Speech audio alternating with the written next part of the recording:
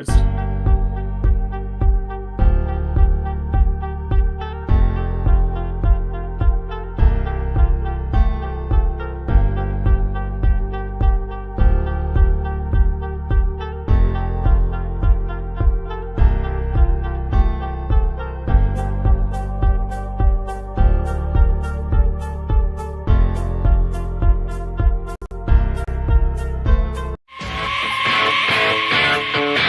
Want you to bleed for me.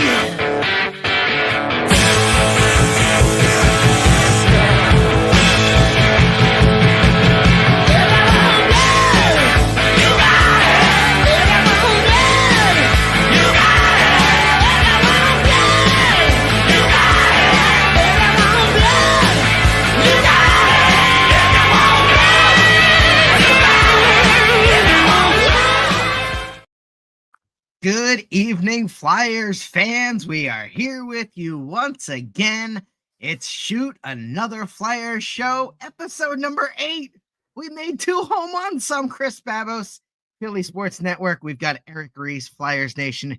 Eric, how you doing today, buddy? doing well. That intro, man, always gets me juiced to do this. Such a great shout out to Liam Jenkins, our fearless leader at PSN here.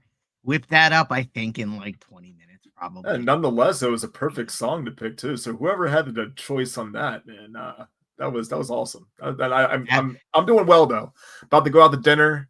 Reservations at 8. So if that's a hint to the listeners, we're going to try not to go over too much tonight. Yeah, but, no 90-minute another Flyer show. It was fun last week. We're going to try to keep it a little tighter, but that's perfectly fine. Eric, Philadelphia.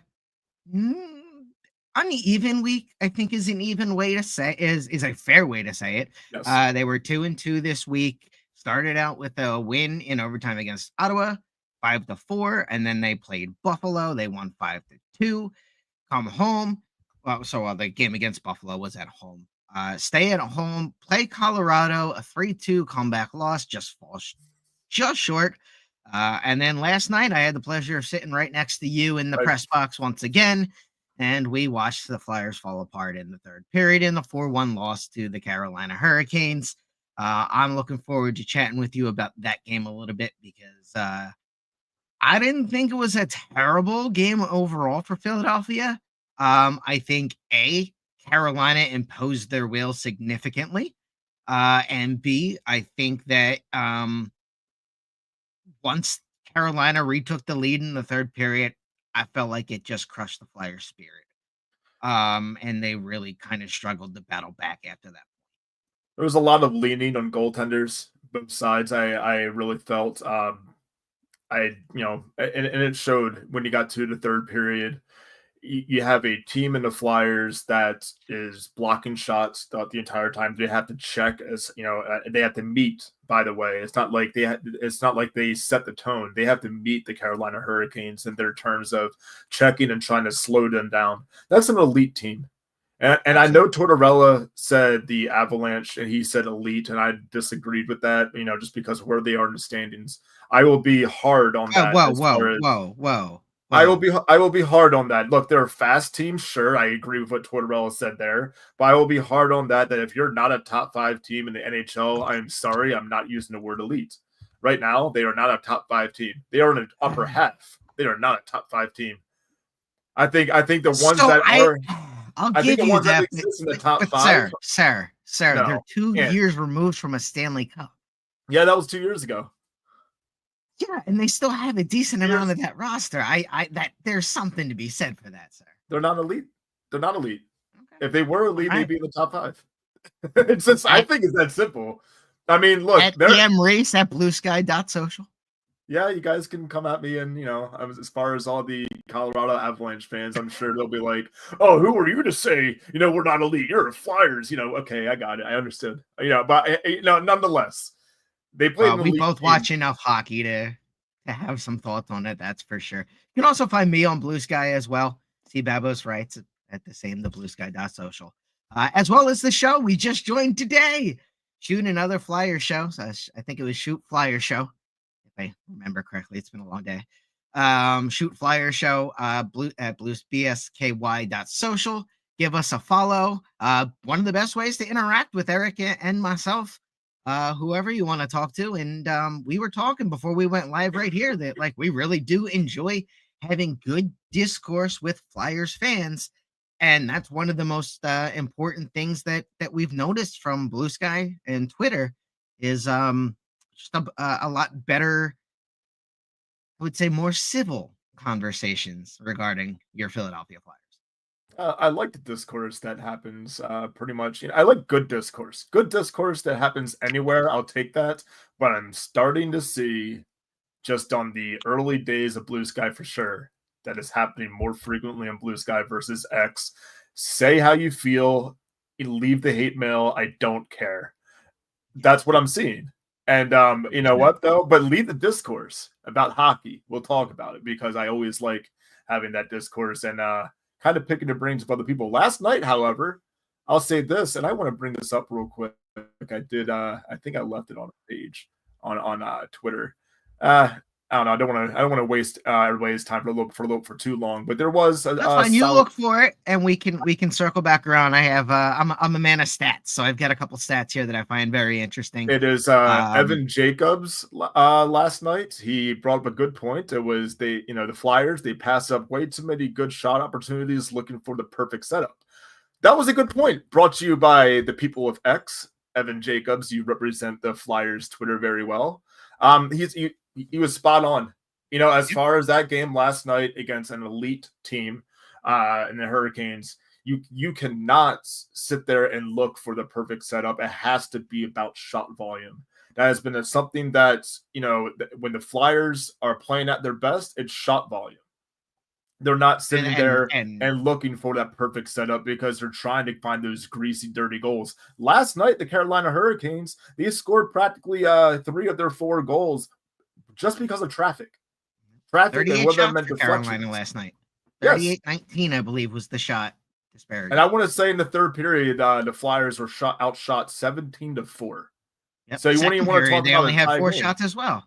Right. Last 40 minutes of regulation, they had 8 shots against Carolina. But we'll get there. We're getting ahead of ourselves, which is easy to do when we sat and had a chance to watch that game. So the Flyers really had an opportunity this week. They came in, they were finally 500. And then they kind of slipped backwards a little bit, heading into a week where they play some Western Conference teams, and that's going to be an interesting test. It's not the teams that it's not Chicago, Vegas, and Nashville. It's been an interesting season for it. Everybody knows Chicago's situation with Connor Bedard last year, the first overall pick.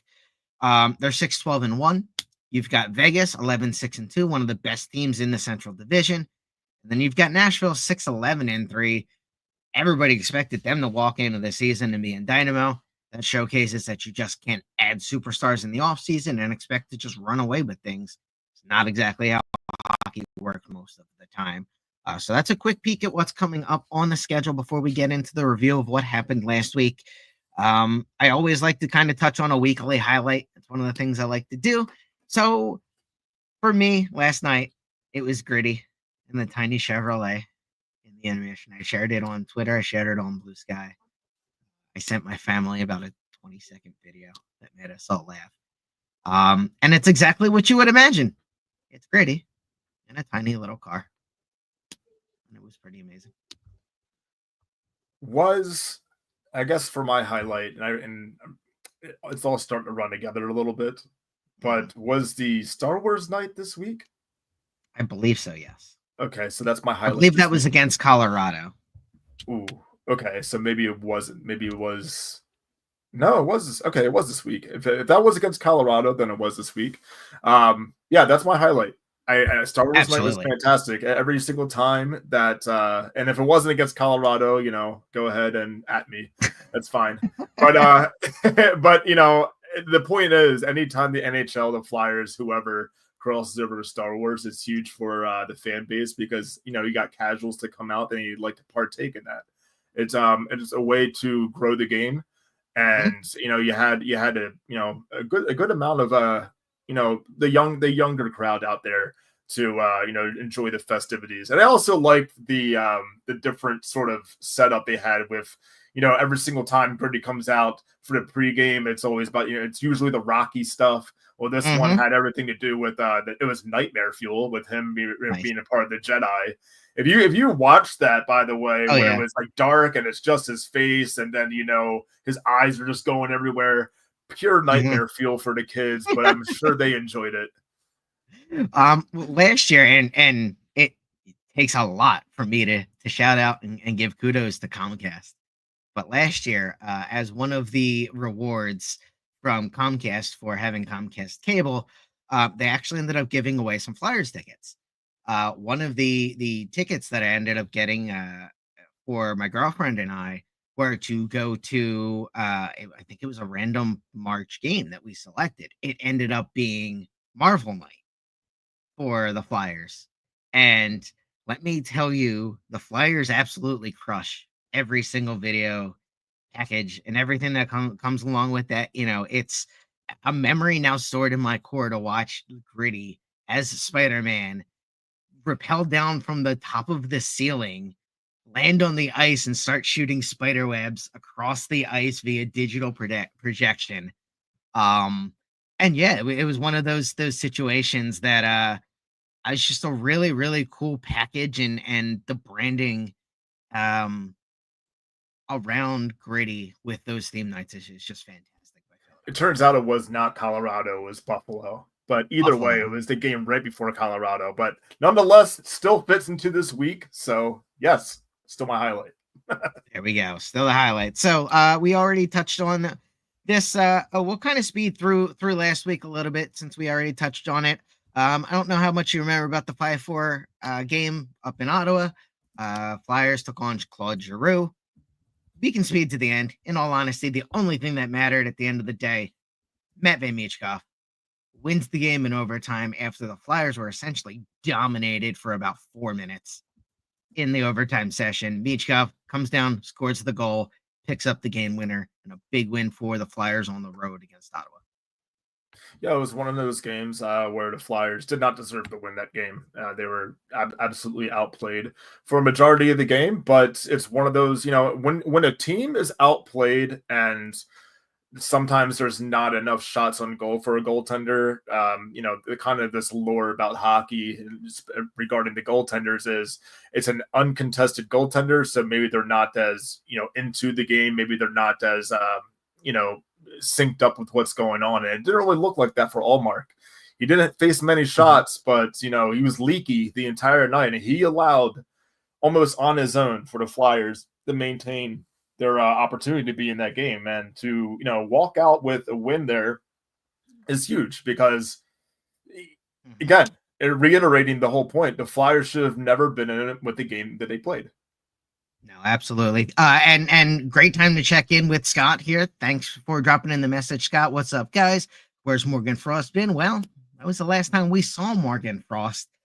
Didn't really do a whole lot in the game. He was a +1, skated 13:44, which was the second worst among Flyers forwards in that game. Anthony Richard, 10:52, as John Torella has deployed him in spurts. But Morgan Frost then relegated to the press box for the next 3 games, and it's one of those things that's on the topic. So why don't we just dive into it right now? What's your take on the Morgan Frost situation? It's along the lines of he's a center who is meant to produce points and score, and we have not seen that from him. It's been too inconsistent, and I feel that's all right, so I'll put it this way, like how I've been putting it for a few people that asked us. 2 years ago, it was Frost is scoring against mid teams, and last year, we all kind of saw, okay, maybe Frost is turning the corner.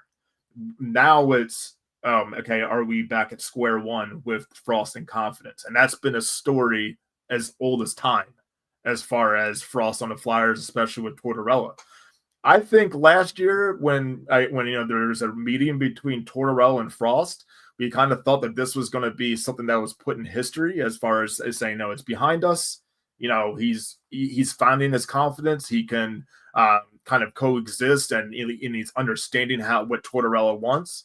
This season, he's certainly not off to that start, and he certainly has been very inconsistent.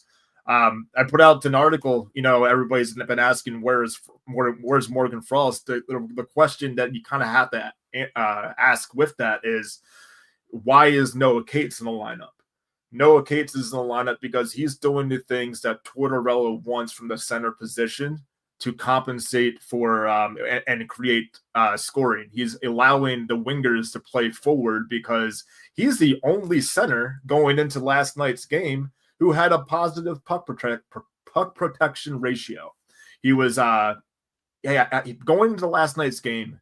He had 6 takeaways and 2 giveaways. Everybody else is giving away the puck more than are taking it away. So, okay, if you listen to what Torch is saying, what are we going to do with Cates?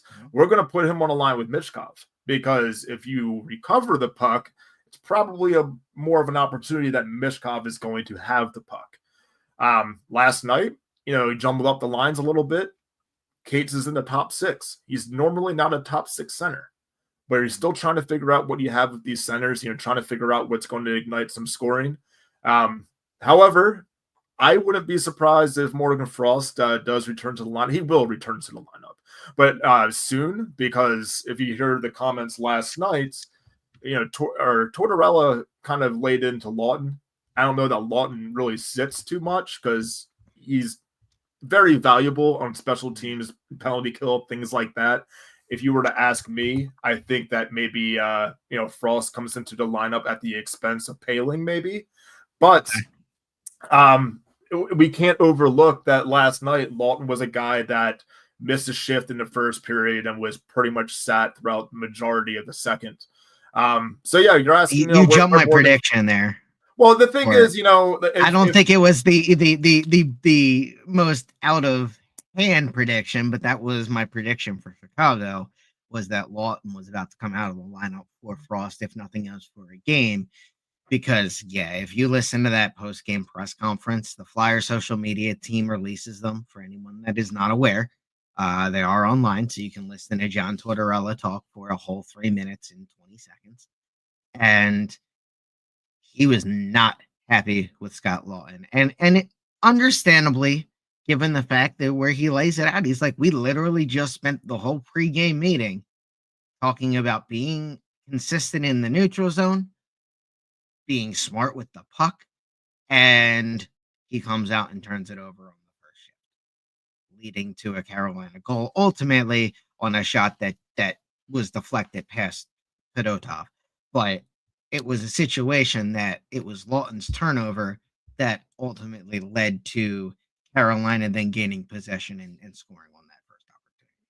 Yeah, so just regarding Morgan Frost, he could be returning to the lineup relatively soon. I don't know at the expense of who. Last night it does kind of seem like Lawton is a little bit on the chopping block based on the performance that he had. But if you remove Lawton from the lineup, you're expelling a little bit too much from the penalty kill. Where, like it or not, he's done a fantastic job. Even if he does have a sloppy game 5-on-5, the penalty kill last night was perfect.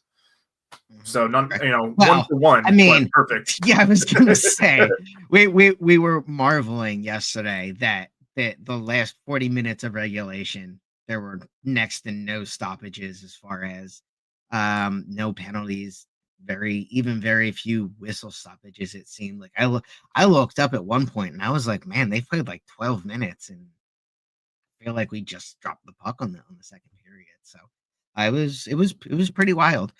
That's the Morgan Frost situation. Circling back to basically the title of our show and bad to worst, that's the Flyers blue line. And it's not an indictment in any way on the talent level of the Flyers blue line. It's the health situation. Everybody's day-to-day at this point. Cam York, day-to-day. Jamie Drysdale, Emile Andre, all day-to-day. All skating with the team, all practicing. Drysdale was in a blue non-contact jersey, so he's probably the furthest away. But right now, that's 3 NHL caliber defensemen out of 6 spots that are not in your lineup. That's going to cause issues. And then in addition to that, you've got Sam Urson. also day to day. Has not been practicing, at least from what I saw on the pregame skate prior to Carolina. Did not see him out there. So those are some significant injuries that the Flyers and John Tortorella are currently having to deal with there. Yeah, Urson is not on IR, so I would believe that the earliest he actually could probably return to the lineup might be Chicago. That's the earliest. I mean, it was 1 to 2 weeks, I think Kevin Kurz originally reported about Urson.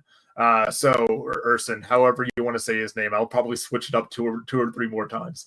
But Chicago would be the earliest that he could return. That's the 1 week window, and I think the 2 week window would present maybe at Nashville or versus New York Rangers. So granted, this is a opportunity here where you probably get another start from Fedotov, you probably get another start from Kolosov. Tortorella is just going to go by with what he sees on the ice. I think Fedotov's earned another start. Honestly, sure. I think that that game could have been wide open in terms of the Hurricanes leading in the first 40 minutes if Fedotov doesn't turn into an acrobat. Dominic Fedotov last night. Yeah, I mean, for the most part. And then, unfortunately, it the wheels kind of came off. But I think that had less to do with Fedotov and more to do with just a tired Philadelphia Flyers defense at the end of the day. And also, you got to realize, and to what you're saying with the injuries here, all of those other injuries outside of Urson, they're all defense. That blue line is banged up. And I think that's the critical point of the matter is if all three of those injuries are in the forward core, let's just say, it's a little easier to weather that situation because there's 12 forwards that you can mix and match and roll with. With 6 defensemen, when you lose half of those, there's going to be an impact, at least somewhere. So from that standpoint, the fact that the Flyers went 2-2 last week without 3 of their top defensemen is a testament to the fact that, yes, while they might not be an elite blueprint team like the Carolina Hurricanes, they're definitely not in the top 5. It's definitely not an elite team, according to Mr. Eric Reese. EM Reese at Blue Sky. And the Hurricanes are an elite team. There you go. Not. The Avalanche not. Another elite team, and this is just because I watch them all the time, is the Washington Capitals. Have been fantastic this year. They just lost their captain for 4 to 6 weeks. So Ovechkin and take a hit to his goal chase of the goal scoring record chase. There we go. I gotta get that right. For Wayne Gretzky. So he's gonna lose probably 4 weeks, 3 to 4 games a week. Let's go 4 games, 6, 24. So it's about 20 games out of 82 games that Ovechkin's probably gonna miss now. That's a big loss, but that's one of those things that good teams weather those kind of storms. But anyway, I'm sure they'll be fine. They're an elite team. They I would agree that they are. They're top 5. Definitely an elite team. Let's take a look at some of more elite stuff, which was our predictions from last week, Eric. This guy right here. I don't remember the predictions I made. Eric Bischoff smile. Oh, I got the Sanheim goal on against Ottawa. We both got that one. We both had the Flyers win on that one. Did we? I didn't see again. All right, cool. Fantastic. You had a risk. You had Thank you, Omar. Thank you, Omar. This is why I take it down when you go with your gut. Against the Buffalo Sabres, 1-for-1. I had an Urson shutout. Urson didn't play, so that's a did not play right there. It's a non-starter. You had a Farabee goal. Unfortunately, did not occur, but the Flyers did win 5-2. Did we predict and then Colorado? What was that? Did we predict the win there? We both did predict the win again. Touchdown. See, we're doing good. All right. We're doing good. And then we're continuing the good vibes because we both predicted a loss against Colorado. Oh, right. I had a 3-2. I had a 4-3 overtime loss. You had a 5-2 regulation loss. Eric Johnson point, which I don't believe occurred. I'm usually far more up on my stats. I don't have it in front of me. An Emil Andre goal, which also did not happen. So we both split that one for 1 and 2, and then we found out our show was moving days. So we didn't get to predict Carolina because we thought we were running on Tuesday, and then all of a sudden we're running on Thursday. But you know what? I'm happy to be here. I'm actually really, really excited for the time change because it leads into more Flyers games towards the later half of the schedule. The Flyers will play a lot. I predict a Carolina win 4-1 with a Ryan Poehling goal. Oh, well, that's you know what? I'm gonna predict that Scott Lawton has a really, really tough night. Fedotov, he's gonna want like 1, maybe 2 of them back, but generally speaking, he's gonna play well. Man, it sounds like we had a really good prediction there. Nonetheless, though, that was a game where for the first 40 minutes, and I think we kind of beat this drum. The Flyers, I thought they played well against, a very, very solid team. It's just really the third period just told the story there. That's all. I would agree with that one. Dan Berry, thanks for checking in once again. Long time. Appreciate you dropping a message just about every week with us here and Shoot Another Flyers show. Been with us for that 2 months, and you can check out Dan Berry Sports Highlights. Has his own YouTube channel here. So definitely not afraid to give a plug. So feel free to drop a message, say hi. You want to ask Eric or myself a question? We'll be glad to circle around and try to get to it either during the show, after the show. You can always reach us either on Twitter at shoot_Flyers on Twitter. Yes. And then it's shoot Flyers show bsky.social. So follow us on there. And then as you're watching Flyers games, because if you're watching this podcast, most likely you're watching some Flyers games. Eric and I are both pretty active during those games, and just throwing out some thoughts, throwing out what's going on, and kind of just keeping you up to date from press row when they're at home, generally speaking. Although might be a little spotty here and there moving forward, but that's perfectly okay. We're still going to have plenty of coverage for you as we move forward across all the social contents for the team here from Shooting Another Flyers show. Yeah, I'll probably be taking a little bit of time off as far as being at the arena. I will not be taking a time off from coverage. My fiance is getting carpal tunnel surgery on her wrists. So, and that's plural. So she'll be like, riding a roller coaster like this, just kind of doing this. And I'm the guy that's going. It reminds me of Office Space. Yeah. When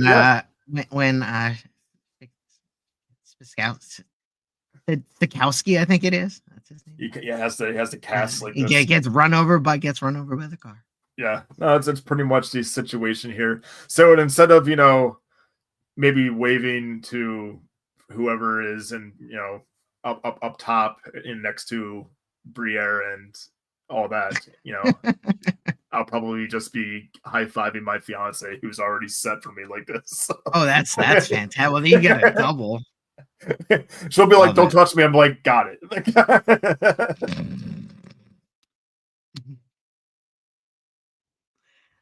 Almost. No, we're gonna skip that joke entirely. Moving on to the predictions for next week. I'm so happy we skipped whatever that was gonna be. Oh my gosh.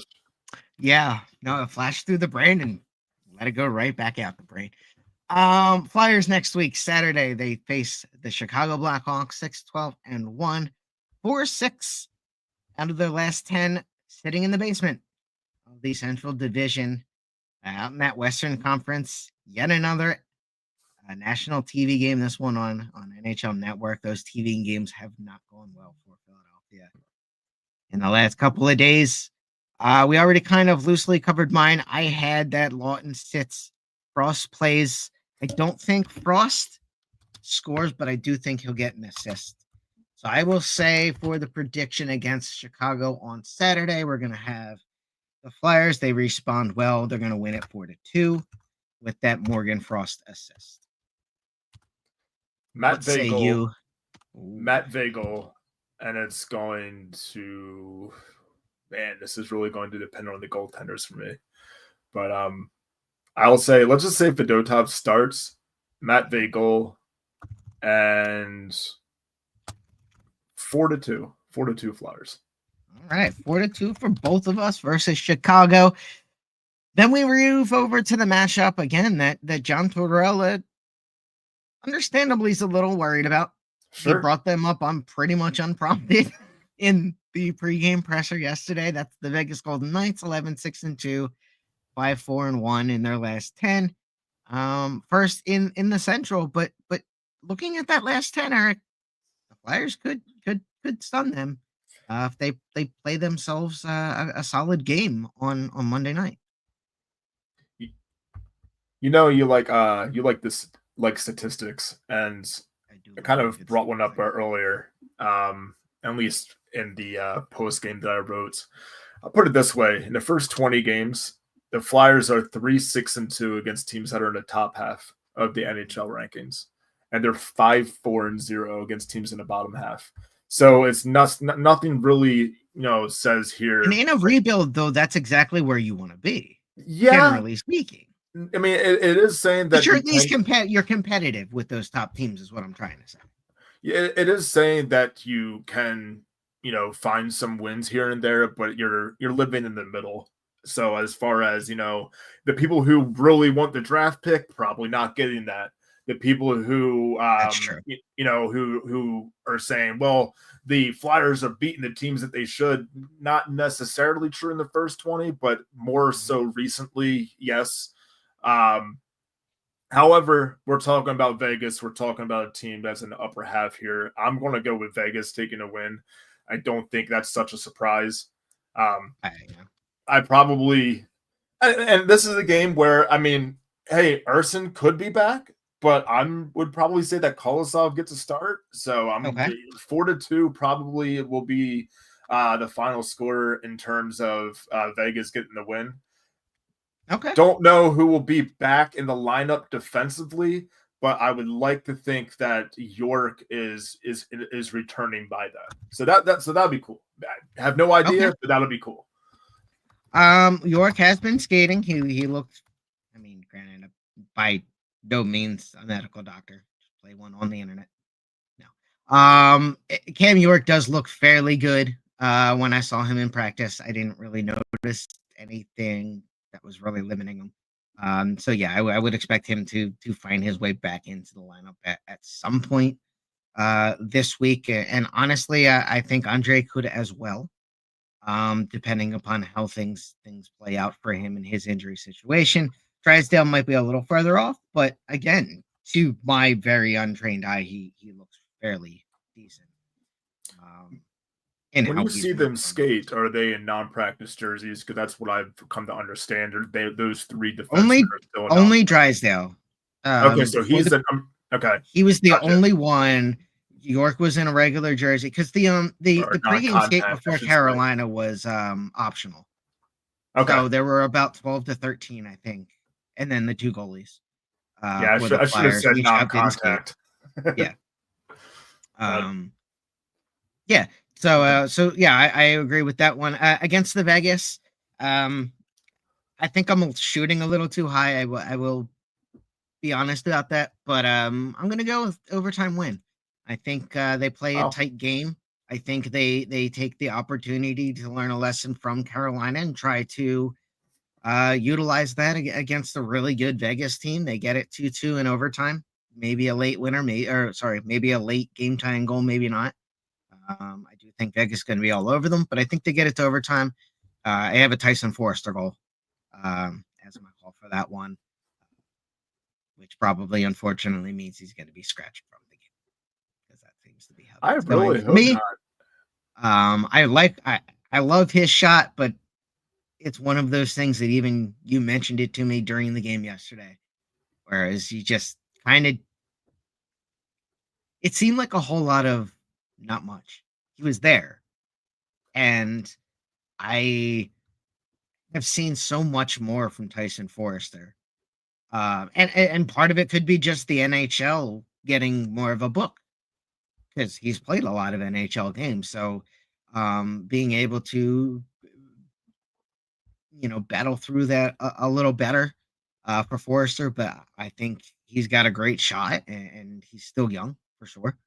So I think there's a lot of opportunity there for him to find some success, and I think finding him the right teammate, the right line mates, I think is really what's ultimately going to have a big impact. Because I think especially with young players, it's important for them to have that consistency in line mates as much as possible. So the fact that John Tortorella continues to put his lines in a blender, um, I feel like doesn't exactly help in the long run because you don't get to develop that chemistry along line mates. But at the same time, when nobody's scoring, you kind of don't really have a choice. You have to kind of blow up the lineup a little bit. Yeah, with Forrester, I just think it's a little bit of a disservice that he's in bottom 6 minutes. You know, what can you do, because he's not necessarily going to live in the top 6 in this lineup.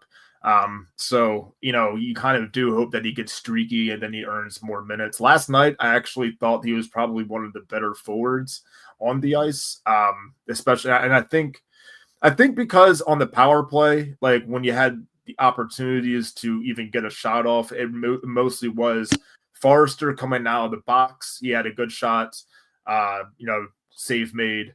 Tippett had an opportunity. Mitchkov had an opportunity. All saves made. But they were credible in those smaller chances. However, I don't think that there was a lot that can be said for really anybody on the forward group in a game where the Flyers necessarily didn't have the puck. It kind of, you know, they had the puck a little bit more than they did versus Ottawa or against Ottawa.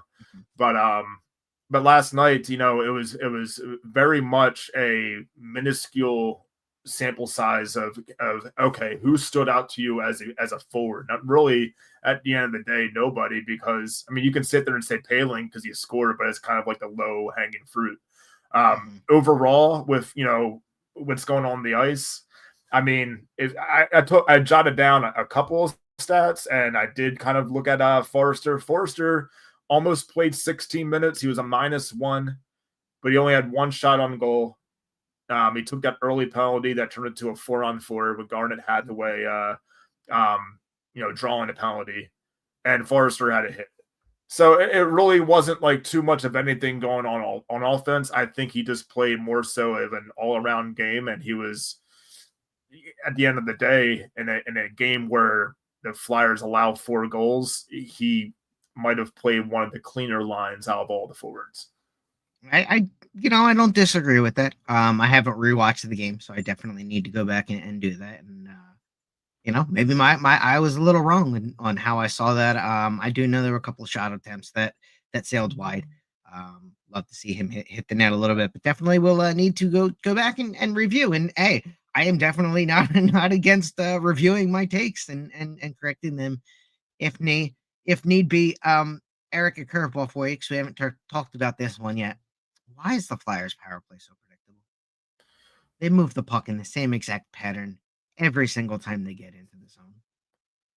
It's they're looking for, again, it's shot volume. I think it all comes down to shot volume. Shot volume implies that they take shots on the power play. Yeah, it's just one of those things that need to start doing. You know, they're looking for the perfect, you know, they're looking for the best shot. And I understand you want to do that on the power play, but I think, you know, just because you can't drive a Cadillac through the shooting lane doesn't mean you don't take a shot. Like at the same time, you know. Or a Chevy, since you don't drive the Chevy, there you go, whatever. Through the shooting lane, yeah, you don't take a shot. I mean, you know, last night there was a power play goal. Or no, it wasn't a power play goal. I apologize. There was a power play goal not that long ago. I think it was who you know what? Who cares? Yeah, we'll get back to that in a second when I do the research. But there was a power play goal that went against the Flyers where you know, and it was congestion. Okay, so why aren't the Flyers, you know, taking that book? If it's happening, so, you know, enough against them, then you should probably sit there and say, hey, traffic probably works both ways. You know, it works on the streets both ways, so why don't we work on the power play both ways? So if you would have asked me 2 to 3 seasons ago, I would have told you were insane. this team misses a net front presence like JVR, like a Scott Hartnell used to do, like a Wayne Simmons. Think that's insane. And what was that? I don't think that's insane. Because everybody if you would have asked me while he was here, I wanted him gone because I'm like, you don't do anything. But now he's not here, and I'm like, okay, so this is what it was like. But I still didn't think you were doing anything, and it's worse.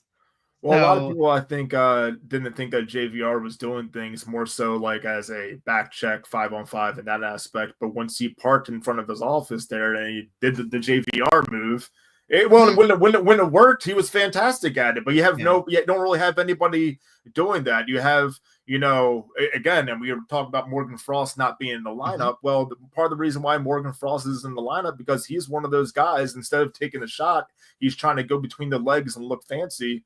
When it's just like, hey, we don't need a fancy play, we need the play. Yeah. Like it's what we need. That's what's going on. And by the way, I was thinking about Kel McCarr, obviously being the best defenseman in the league. It comes down to fundamentals. He took the shot from the slot, and then boom, it went past Kolosov. I believe started that game against Colorado. I mean, where is the attacking the slot, stepping up and snapping? You saw it on the first goal against in Carolina as well. Just a shot from the point. Just happened. I believe Martinuk got a piece of it, but when you saw it on the telecast, because we're lucky, when in the press box, they literally have a good 20-inch TV, like right above your head, up usually a little 20 bit, seconds behind right. Too, so you can and so I mean, like it happens on the ice, and you can just turn and look up, and then watch it replay out, and it was one of those that we couldn't tell in the press box, at least between the couple of us that were sitting next to each other, whether or not the puck was deflected, even on the replay. But it was all congestion. It was all traffic in front. And the Flyers haven't done enough of that. And in addition to that, the Flyers defensemen haven't done enough of getting pucks through. Which is a big thing that needs to happen, because the Flyers all of the time work on tips, deflections, little things in front of the net, but the Flyers haven't been getting pucks through to allow that to happen. Yeah, there's just not, and that's it comes back to, getting pucks through, that shot volume. That's everything. It's just fire the puck and you don't know what's going to happen. You really don't. Like Aho, right? He strips for the fourth goal last night. Aho strips Paling in a neutral zone. His shot had like next to nothing on it. And it almost looked like it was a sneaky little pass.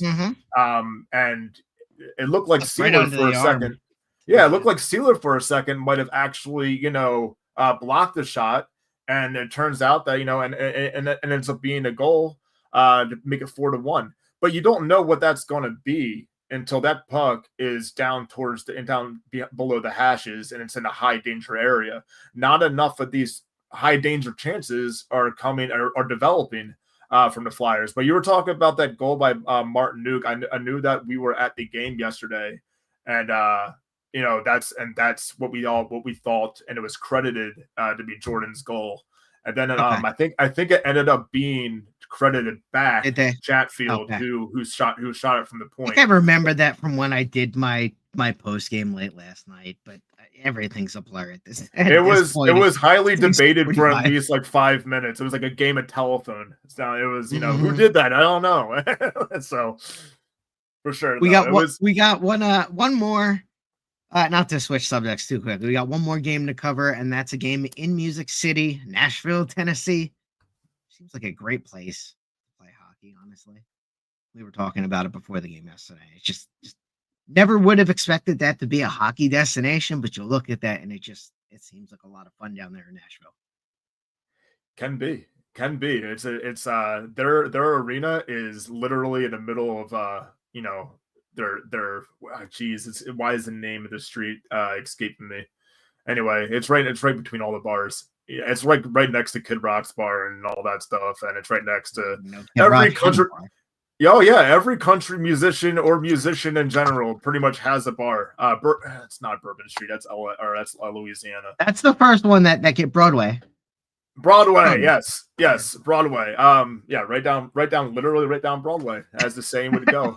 So, yeah, and so the funny thing is, Bridgestone, it's right across from the Country Music Hall of Fame. So literally everything that you want to do in one spot, like you can catch a Predators game and like go to the country music, go see the Grand Ole Opry, then like have like I don't know, you can go to the Titans game like right down the street. It's all in one area. It's kind of cool. But yeah, that's one of the things that makes Philadelphia so special too. Yeah, with having that sports district localized. But in that game against Nashville, that would be the game that I would be the most confident that you do see Urson make his return, because I don't see there's a rush to put him back on the ice. Maybe maybe you want to, maybe if he's healthy to go and it's all agreed upon, he returns a little bit earlier, but that is technically the 2-week window where you believe that he'd be back by then. So I'm going to go ahead and say Urson's on the ice between the pipes in that game, and I will say he's victorious in his return. I'm going to go Flyers 3-1, and and let's get TK back out there scoring a goal. Coots gets an assist. Let's get that line going. So TK and Coots on the assist there. I gotta get TK down here for you. I have the Philadelphia Flyers with actually a surprisingly big win. I'm gonna go 5-1. Wow. And I have Matvei Michkov with 2 goals. See, I mean, hey, I'm loving that. And against a team that has given up a fair amount of goals against per game. Taking a look at the standings here, I guess it's a little better than I thought. They're 15th in the league. They give up 3.20 goals a game. So Flyers eclipse that a little bit, and they end up getting 5, maybe 4 in an empty netter. We'll see how that ends up going.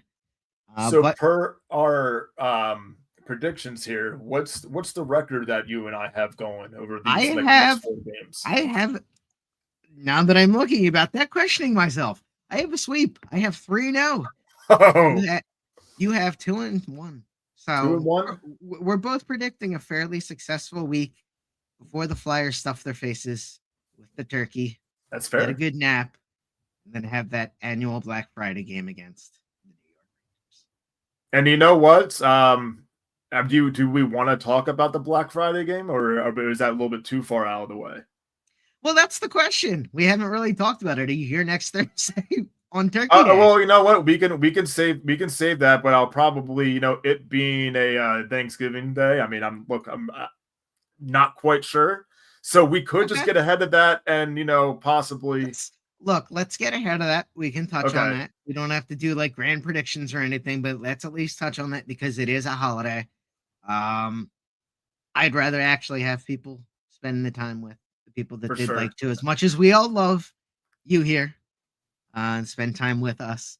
And hey, if we're around, we might drop a little bit of an episode. Maybe we do 20 minutes on the holiday. We'll see what happens, but we'll see. No promises yet. We'll get back to that one. So let me add this to the sheet here. Flyers, Rangers at home, Wells Fargo Center, annual matinee game for Black Friday. One of the best teams in the Metro Division. Eric, are the Flyers happy with the sale prices after that day? I think that there's going to be, this idea that the fans still going for the Flyers and they're snoozing on the, in their skates.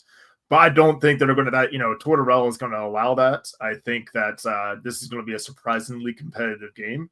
I know kind of being a part of that, last year, New York travels well. So it's kind of a mess at the Wells Fargo Center as far as New York fans being louder and more, I shouldn't say loud and obnoxious, but that kind of rolls together, loud and obnoxious, in the Wells Fargo Center. I think this time around it's a little bit of a different story. I think the Flyers actually bail out themselves with a 3-2 close victory against a Metro opponent where they need to make up some points in the Metro because it has not been going well in the division. So yeah, that's a huge game. I'll shoot over to you, and then I'll ask you a question regarding the title of this episode. All right, not a problem. So I think the Rangers are too good in this scenario. I think they come in. Flyers, for whatever reason, afternoon games don't seem to start until about 2:30.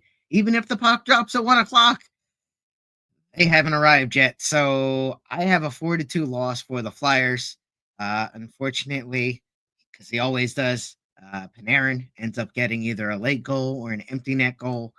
I think it is close. I kind of agree with you on that one. It's 3-2 late, and then New York seals it and sends their fans home happy after that quick one. And then before we shoot over to that question about the title, let's touch real quick. They play St. Louis the very next night in St. Louis. How are you feeling about that game for the Flyers? I think St. Louis can play Gloria all they want, but the Flyers probably are going to. I think they take it. I think they're road warriors. I'm like stunningly optimistic over here with these predictions. So I'll go 4. I will say it's close though. I'll go 4-3. 4-3. Okay, we can live with that one. I do think the Flyers respond fairly well. In all honesty, as much hockey as I've watched, St. Louis is probably the teams I am least familiar with at this juncture. But with that said, I do think the Flyers will respond. And honestly, I think I'm going to match your 4-3 there. I think that sounds pretty good. Anytime you match it, it gives me more confidence. So my track record hasn't been too bad. I need to do a Google Sheets and actually tabulate the numbers, but I've been fairly solid on some of those guesses. Some of them wildly wrong, but take the good, take the bad. And in that St. Louis game, the name Bobby Brink is flashing in my brain, so I'm going to say a Bobby Brink goal as one of those. I'm gonna go Forrester. We gotta get Forrester going. Let's get Forrester going. All right, Forrester going now. Volleyballing that one back over to you. Title: can they win without these players? Which was the big Flyers news. And then the thumbnail there, Drysdale, Cam York, injuries on the back end. What do you got from here? So, I will say, per our predictions here, do we think it? I think that they can. And it has a lot to do with, I believe that the Flyers sooner rather than later get a player back, Urson, maybe they get York back out of all the defensemen first. Okay, fine. What have I seen from your recalled guys? When with Andre in the lineup, been pleasantly surprised. More than I can ask for. But I'll say the same thing about Helge Grans too. Correct. He's shown me that and Tortorella said this, and he's right because there's evidence that backs it up as well. For whatever reason, sometimes you see these guys in the AHL. And you're like, oh, well, there's just an AHL guy. And then they step up their game in the NHL. You're like, wow, maybe they do belong here. For what it's worth, I do see a better 5-on-5 play than some guys that are out. So I agree with that. And by what I mean is, and I think this is not a He's talking about Jamie Drysdale, folks. Yes. He's talking about Jamie Drysdale. Jamie Drysdale is the guy who was brought in to be a power play defenseman, quarterback. And I thought that Emil Andre was kind of doing what you've asked for Drysdale, almost immediately. And the 5-on-5 aspect of it, I'm going to take Andre in that role. I don't think the injury was the worst timed thing for Drysdale. You never want to see anybody get hurt, and particularly, the fact that it was pretty low key. With Drysdale, I can only imagine what's going on between his ears at the moment. And the reason that I say that is John Tortorella was like, that man needs to be taught how to play NHL defense. Yes. There's absolutely zero way you can step on the ice in the NHL, the best hockey league in the world, with a game plan that your team is trying to implement, still trying to figure out how to play successful defense at the NHL level without pissing your coach and your team off, essentially. And then they still want the confidence of, now go out and also score goals. That's a lot to ask for a very young player. It I is. personally, and I could be wrong, and I'll shoot it to you in a second. I personally think next year is the year for Drysdale. I think it's going to take a season, and it's fine for it to take a season because the Flyers are in a rebuild. Drysdale doesn't need to be the answer just yet. So you can take some time to build him up, build up his defense. He skates like nobody else on that team besides maybe Michkov in just the way he's able to move laterally. So I think people need to relax because there is a whole hell of a lot being thrown at Jamie Drysdale right now. And there has been since he's gotten here. There is a lot being thrown at Jamie Drysdale, and it kind of does remind me a little bit of the same indictments that are out on Ristolainen. Ristolainen, remember, he had about a decade in the NHL, and it took him, Tortorella, and Bradshaw to learn. Is that though defense. A decade in Buffalo? Is that a decade in the NHL? That's 10 years. It's 10 years. I mean, it seems like a lifetime, but it's 10 years. 10 years is 10 years. $5 is $5, and 10 years is 10 years. So, once that MLB pension vests, and you get that. No, it's that, but that's you do kind of have a point in regards to that, but I think of the situation of the Flyers and the prospects and the defense, and you're trying to move players and your contracts, and there's a lot to be said that while Drysdale could be somebody that could be developed, he's got to prove something this year. I mean, maybe he's not on the for pun's sake, the thin ice that Morgan Frost is. But at the same time, next season, if something's not put together to kind of install that confidence that, oh wait, there is something to unlock. We're talking about Morgan Frost being traded. You're talking about Drysdale next year being somebody on the chopping block by the deadline, and because of that, you're talking about probably Andre, probably Grans, probably Bonk. He's going to be in the AHL, but then he'll get his recall eventually to see what he's got. You have these defenders. If we're still having this conversation, November 20th, 2025, episode, I don't know, 105 of Shoot Another Flyer Show, projecting out a little bit. If we're still having a similar conversation about Jamie Drysdale, then yes, at that point, I definitely think that there's going to be some serious questions about whether he can stick in the NHL. I personally believe it's too soon to make that determination this season. I think it's very much they're looking at the Jamie Drysdale project the way that they were looking at the Flyers rebuild.